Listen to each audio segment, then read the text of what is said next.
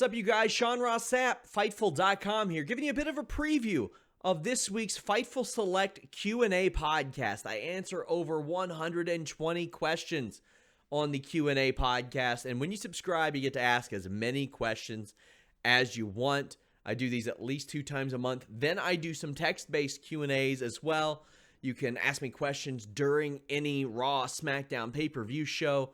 Make sure you guys subscribe, FightfulSelect.com, and check out all that we have to offer.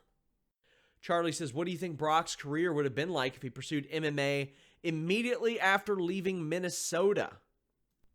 Well, what we've learned is that Brock Lesnar started training MMA probably 2005-ish, and within 3 years, he was UFC champion. And the thing is, he was UFC champion about 15 months after debuting in MMA. After debuting in MMA. He announced in April 2006 that he was going to fight.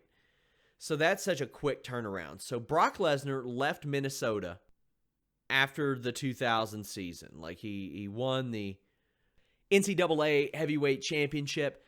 And around that time, Randy Couture beat Kevin Randleman to become UFC Heavyweight Champion. Now, Randleman was eventually a middleweight. Randy Couture jumped up between light heavyweight and heavyweight throughout his career. And Pedro Hizzo was getting title shots on the regular.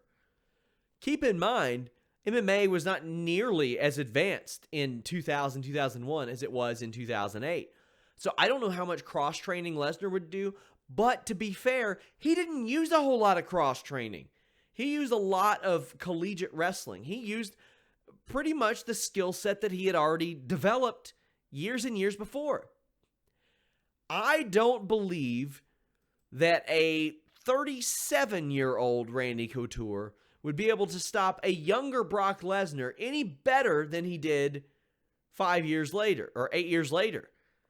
I think that Brock Lesnar would have stood a real good chance in stepping right into the UFC and becoming UFC heavyweight champion.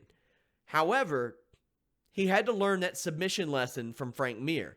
So I don't know if somebody teaches that to him along the way. Because around that time, Josh Barnett was emerging. Josh Barnett was really making a name for himself. Josh Barnett was doing a lot of great things.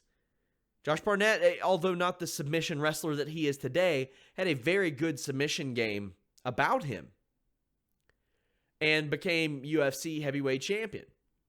I think maybe he could have been the Frank Mir to Lesnar that Lesnar would experience later on. But Tim Sylvia, I don't think Tim Sylvia beats Brock Lesnar, a young Brock Lesnar. Frank Mir probably does because in like 03, 04, sure. Could have Arlovsky, maybe. That's a possibility.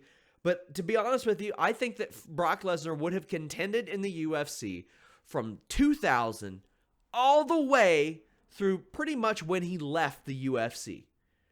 The only issue is, as Samoa Joe pointed out in an interview with me, there wasn't money in it then. There was money in the WWE and pro wrestling.